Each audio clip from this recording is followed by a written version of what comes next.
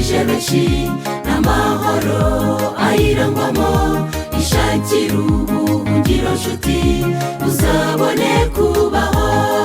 Uba benshi barashavuye babuze ahantu bayihungira, harahari ubuhungiro nyabwo ni muri Yesu gusa. Kuba mwiringira hari ibanga ryo gutsinda, kuba mwakiriye hari ibanga ryo kubaho. Nubwo imiraba yasuma ingorane zikiyongera, abamwizera barahirwa kuko ababereye byose.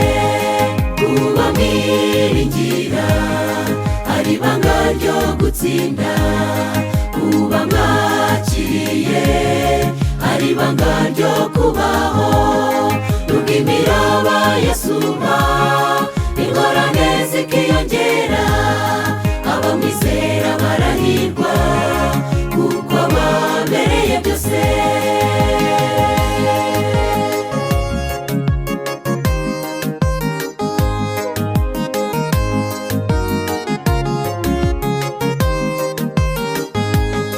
Imiryango ishinzwe amahoro ku isi ishakira iyi si amahoro. Uko iminsi igenda ihita amahoro aba make, ibyorezo n'intambara zikaze, ibyihebe bihitana benshi. Gucura intwaro za kirimbuzi barayahungabanya. Kuba mwiringira hari ibanga ryo gutsinda, kuba mwakiriye hari ibanga ryo kubaho. Nubwo imiraba yasuma ingorane zikiyongera, abamwizera barahirwa kuko ababereye byose. Kuba mwiringira hari ibanga ryo gutsinda, kuba mwakiriye hari ibanga ryo kubaho. Nubwo imiraba yasuma ingorane zikiyongera, abamwizera barahirwa kuko ababereye byose.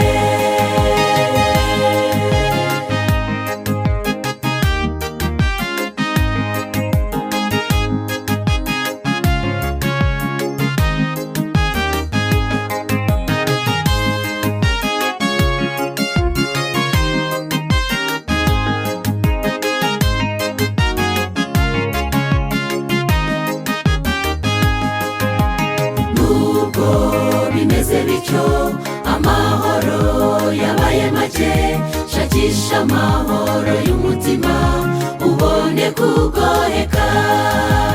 Yesu niwe mahoro, abamufite ntacyo bakena. Nubwo isi yose yahangayika bo ntibahungabana. Kuba mwiringira hari ibanga ryo gutsinda, kuba mwakiriye hari ibanga ryo kubaho. Nubwo imiraba yasuma ingorane zikiyongera, abamwizera barahirwa kuko ababereye byose. Kuba mwiringira hari ibanga ryo gutsinda, kuba mwakiriye hari ibanga ryo kubaho. Nubwo imiraba yasuma ingorane zikiyongera, abamwizera barahirwa kuko ababereye byose. Kuba mwiringira hari ibanga ryo gutsinda, kuba mwakiriye hari ibanga ryo kubaho. Nubwo imiraba yasuma ingorane zikiyongera, abamwizera barahirwa kuko ababereye byose.